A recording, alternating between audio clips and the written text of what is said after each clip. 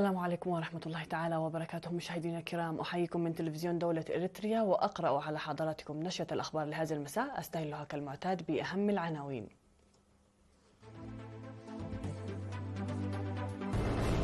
بناء 3 سدود في ميمنة.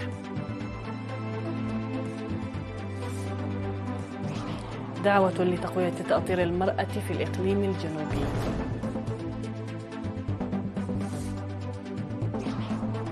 دورة تدريبية للمزارعين في إقليم جنوب البحر الأحمر.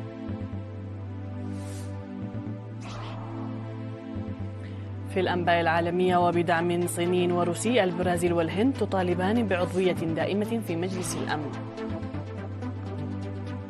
شعاع ليزر فوق البحر الأحمر يشعل أزمة بين ألمانيا والصين. تايوان تبدأ مناورات حربية سنوية.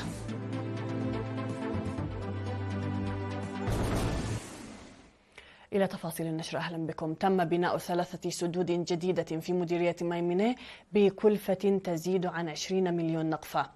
تبلغ سعة السدود المشيدة بالإسمنت والحجر 250 ألف متر مكعب و85 ألف متر مكعب و75 ألف متر مكعب من المياه لكل منها.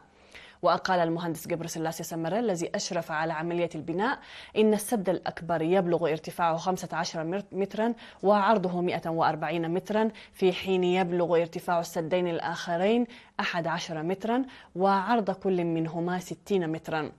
وذكر حفر بئرين ارتوازيين يضخان بالطاقة الشمسية أسفل السدود، حيث تهدف البنية التحتية المشيدة إلى تنمية المياه الجوفية وضمان مصدر إمدادات مياه الشرب النظيفة لبلدة ميمنة. وأوضح إصلاح مجاري المياه المؤدية إلى السد لحمايتها من الطمع، مشيدا بالمشاركة القوية للشعب. وقال مدير مديرية ميمنة المقدم أبراهام هايله إن بناء السدود خلق فرصا لتسريع تقدم برامج التنمية من خلال ضمان إمدادات المياه. دعا الاتحاد الوطني للمرأة فرع الإقليم الجنوبي في الاجتماع التقييمي نصف السنوي الذي أجراه يومي 7 و8 من يوليو إلى العمل بقوة لتقوية الاتحاد عامة وتأطير المرأة الشابة خاصة. وقيم الاجتماع البرامج المنفذة في النصف الأول من العام والنجاحات التي تحقق منها التحديات التي صاحبتها.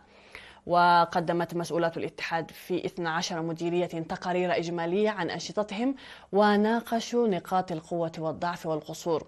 ودعت مسؤولة الاتحاد الوطني للمرأة فرع الإقليم الجنوبي السيدة سنايت أفورقي إلى إيجاد طرق لسداد القروض المستحقة بالتشاور مع الإدارات، وإجراء الدراسات بشأن محركات الضخ الموزعة على النساء العاملات في الزراعة، ومواصلة عملية إقامة مجلس المرأة. من جانبها ذكر السكرتير لجبهة الشعبية للديمقراطية والعدالة في الإقليم الجنوبي السيدة أميتا نوغوسي إلى أهمية التقييم، مذكرة على العمل التعاوني لنجاحات أكثر. تجري أنشطة حماية التربة وحفظ المياه الواسعة في كدوز بؤوز بمديرية إمن حيلي. وأوضحت مدير إدارة الضحية السيدة سابازا ميكيل أن النفير الجاري في مجاري المياه والمراعي والأراضي الزراعية يشارك فيه سكان 8 قرى. وذكر خبير حماية التربة وحفظ المياه المشرف على العمل السيد أنور يحيى أن السكان يعملون بجهد كبير لإنجاح البرنامج، إدراكا لفوائده في رفع الإنتاج الزراعي. وقال مسؤول مكتب الزراعة في مديرية إمن حيلي السيد منقس طعمه إن المزارعين في 17 إدارة من الضواحي أكملوا الاستعدادات لموسم الأمطار بتمهيد وتدريج الأراضي الزراعية.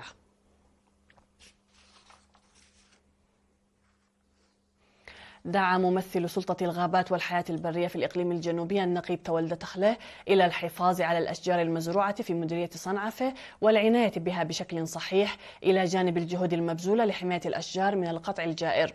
وأوضح لدى لقائه سكان صنعفة في 6 من يوليو حول حملة الحفاظ على الغابات وتنميتها، قال إن المشاركة الفعالة للشعب والمؤسسات تحظى بأهمية كبيرة لاستعادة الغطاء النباتي وضمان الاستقرار البيئي. وأكد على ضرورة فهم التأثير السلبي لإزالة الغابات بشكل غير مسؤول والذي يتسبب في تدهور البيئة. وقال ممثل سلطة الغابات والحياة البرية في مديرية صنعفة السيد يوهانس زكرياس إن حراسة الغابات أو حراس الغابات المعنيين في إدارات الضواحي يقومون بدور مهم في الحفاظ على موارد الأشجار وتنميتها. وأوضح مدير مديرية الصنعفة السيد إدريس علي شكر بأن نتائج برامج التشجير هي عملية تراكمية وتطويرية وليست تغييرا بين عشية وضحاها.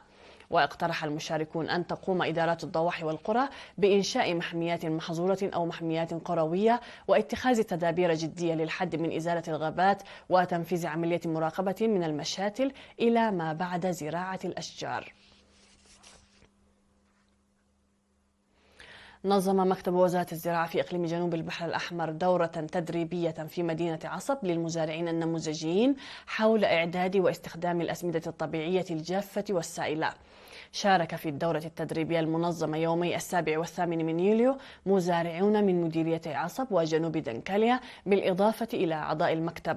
وتضمن التدريب تحضير السماد من مخلفات المنازل وأوراق الأشجار ومخلفات الأسماك وتحضير البكتيريا المفيدة واستخدام المبيدات الطبيعية.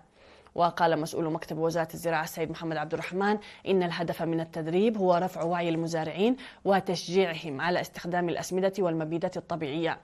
من جانبهم أكد المتدربون أن التدريب من شأنه تخفيف المصاعب التي تحدث لقلة المعرفة وحثوا على استمرارية الدورات التدريبية. كانت هذه الأنباء المحلية مشاهدينا الكرام، فاصل ونعود مع الأنباء العالمية فابقوا معنا.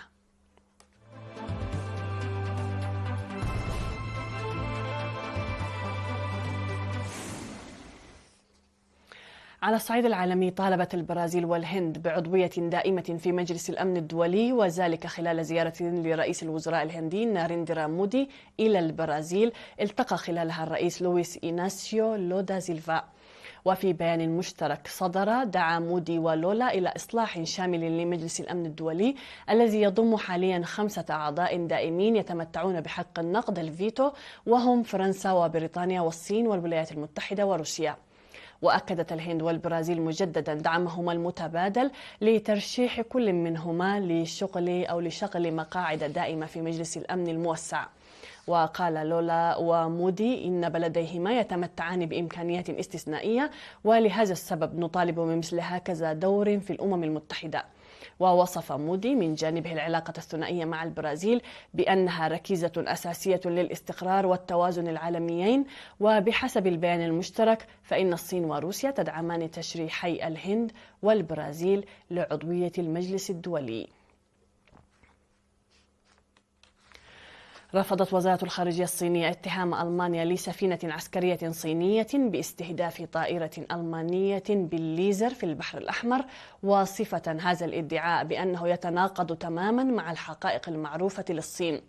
وقال المتحدث باسم الوزارة ماو نينغ في مؤتمر صحفي دوري أنه ينبغي على الصين وألمانيا اتخاذ موقف قائم على الحقائق وتعزيز التواصل في الوقت المناسب لتجنب سوء الفهم وسوء التقدير.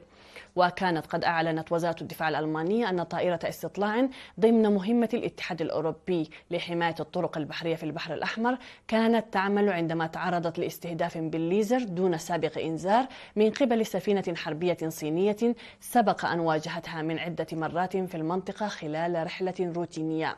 وفي أعقاب الحادثة استدعت وزارة الخارجية الألمانية السفير الصيني. ويعد الاستدعاء الرسمي للسفير وسيلة دبلوماسية حادة تعبر من خلالها حكومة الدولة المضيفة عن استيائها الواضح. قال مسؤولون كبار في وزارة الدفاع التايوانية إن الجزيرة بدأت كبرى مناوراتها العسكرية على الإطلاق التي تشمل محاكاة هجمات على أنظمة القيادة والبنية التحتية. وستركز المراحل الأولى من مناورات هان كوانغ السنوية على اختبار قدرة الجيش التايواني على تحقيق المركزية القيادية في حال وقوع هجوم معطل للاتصالات.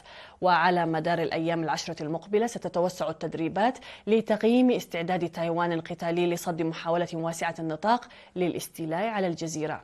وستحشد مناورات هان كوانغ السنوية هذا العام أكبر عدد من جنود الاحتياط نحو 22 ألف جندي، وستضم لأول مرة أنظمة صواريخ المدفعية هيم مارس إلى جانب صواريخ سطح الجو التي تطورها تايوان.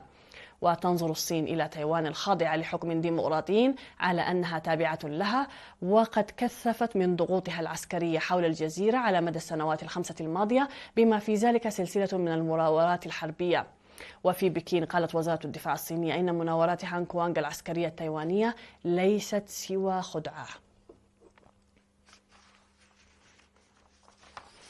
في النبأ الأخير، قتل شخصان في غواتيمالا في سلسلة زلازل ضربت الدولة الواقعة في أمريكا الوسطى وخلفت فيها أضرارا مادية بحسب ما أعلن مسؤول في وكالة الحماية المدنية. وسجلت الهزة الأولى التي بلغت قوتها 4.8 درجات، بينما سجلت الهزة الثانية بقوة 5.6 درجة بعد نصف ساعة، وكان مركزها على مسافة نحو 20 كيلومترا جنوب العاصمة غواتيمالا بحسب هيئة المسح الجيولوجي الأمريكية. وبعد ذلك بقليل ضربت العاصمة مجددا هزة ثالثة بلغت قوتها 4.8 درجات. وأعلن رئيس غواتيمالا برناندو أريفالو تعليق الدراسة ويوم عطلة في 3 مقاطعات في العاصمة غواتيمالا. وتقع أمريكا الوسطى على حزام النار في المحيط الهادي، وهي منطقة واسعة من النشاط التكتوني المكثف الذي يمتد على طول الساحل الغربي للأمريكيتين وعبر حوض المحيط الهادئ. سيداتي سادتي، إليكم تذكير بالعناوين قبل ختام النشرة. بناء 3 سدود في مايمنه.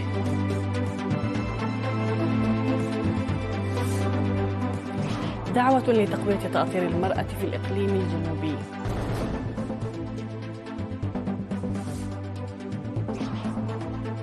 دورة تدريبية للمزارعين في إقليم جنوب البحر الأحمر.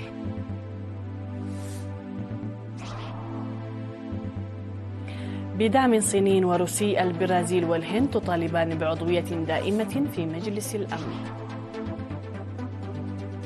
شعاع ليزر فوق البحر الأحمر يشعل أزمة بين ألمانيا والصين. وتايوان تبدأ مناورات حربية سنوية.